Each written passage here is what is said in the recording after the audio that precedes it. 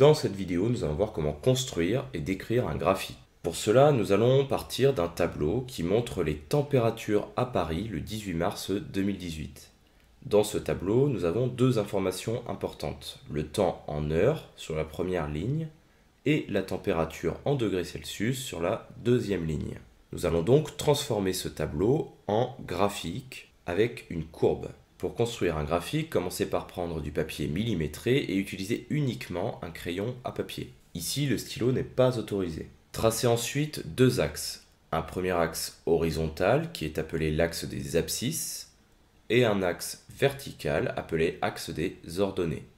Placez des flèches au bout de chaque axe, puis légendez-les. Pour les légender, il va falloir utiliser les données du tableau. Ici, dans ce tableau, nous avions deux données, la température en degrés Celsius et le temps en heures. Il va falloir placer le nom de la variable sur l'axe vertical, c'est la valeur qui va varier, et la grandeur étudiée sur l'axe horizontal. Parfois, la consigne permet de savoir comment placer les légendes.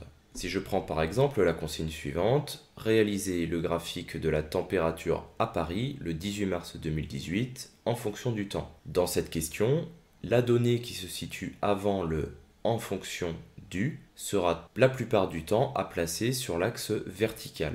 Dans ce cas, c'est la température. Et la donnée située après le en fonction du sera en général à placer sur l'axe horizontal, ici le temps. Par conséquent, nous allons placer sur l'axe vertical la température en degrés Celsius et le temps en heures. Vérifiez bien que les unités sont placées. Ajoutez ensuite un titre au graphique. Ce titre sera placé au-dessus ou en dessous du graphique et il faudra le souligner. Le titre doit toujours s'écrire de la façon suivante. Graphique montrant la légende de l'axe vertical en fonction de la légende de l'axe horizontal. Dans ce cas présent, la légende de l'axe vertical est la température en degrés Celsius et la légende de l'axe horizontal est le temps en heures. Par conséquent, nous allons écrire le titre suivant. Graphique montrant la température en degrés Celsius en fonction du temps en heures. Vous pourrez remarquer que j'ai bien précisé les unités à la suite de température et temps. On peut ensuite ajouter une petite précision au titre, comme ici, durant la journée du 18 mars 2018 à Paris. Une fois le titre placé, il va falloir définir l'échelle pour chaque axe. C'est-à-dire que pour la température et le temps, nous allons décider un carreau égale combien. Le but ici est de pouvoir placer toutes les valeurs du tableau. Sur l'axe vertical, il n'y a pas de difficulté puisque nous avons la possibilité de placer l'ensemble des données du tableau sur le graphique. On peut donc définir 1 degré Celsius égale 1 cm. Pour le temps en heures, en revanche, nous n'avons pas suffisamment de carreaux pour placer les 24 heures. Par conséquent, nous allons définir que 6 heures est égal à 2 cm.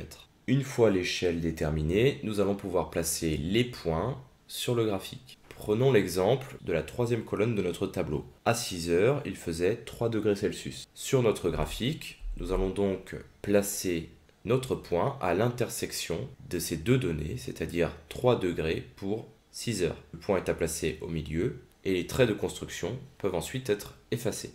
Il faut ensuite placer tous les autres points du tableau, puis les relier. Pour relier les points, si ce n'est pas une droite, le faire à main levée. Ici, on peut constater que le premier point, celui qui est à 0 heure, n'est pas à 0 degré Celsius. Il est à 1 degré Celsius. Ce qui veut dire que la courbe ne démarre pas systématiquement de ce point-là, mais elle peut très bien démarrer d'ici ou d'ailleurs. Une fois cette étape terminée, il ne vous reste plus qu'à vous relire pour vérifier que vous n'avez pas fait d'erreur, et le graphique est terminé. Passons maintenant à la description du graphique. Pour décrire ce graphique, il va falloir commencer par définir les différents tronçons qui permettent de visualiser des changements d'évolution.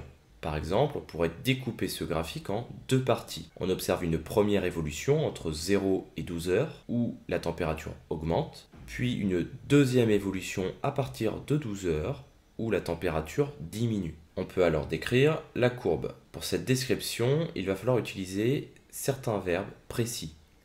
Augmenter, diminuer, stagner. Stagner signifie rester constant, c'est-à-dire que la courbe reste horizontale. En revanche, n'utilisez jamais les verbes monter, descendre ou baisser. Une courbe ne monte pas, elle ne descend pas, elle ne baisse pas. Ici, on peut constater que la température augmente de 7 degrés Celsius entre 0 et 12 heures. Puis de 12 heures à 24 heures, la température diminue. Vous remarquerez ici que j'ai bien indiqué à chaque fois qu'il y a une augmentation ou une diminution. J'ai indiqué entre quelle heure et quelle heure cela se produisait et j'ai précisé la valeur de cette augmentation ou de cette diminution. Il faut donc à chaque fois donner les valeurs de température, de temps, en précisant bien les unités. Une fois cette description effectuée, il ne nous reste plus qu'à rédiger la conclusion. La conclusion va permettre d'expliquer le phénomène observé. Ici, la conclusion sera la suivante. L'augmentation de la température visible au cours de la journée est due au soleil qui va chauffer l'air ambiant.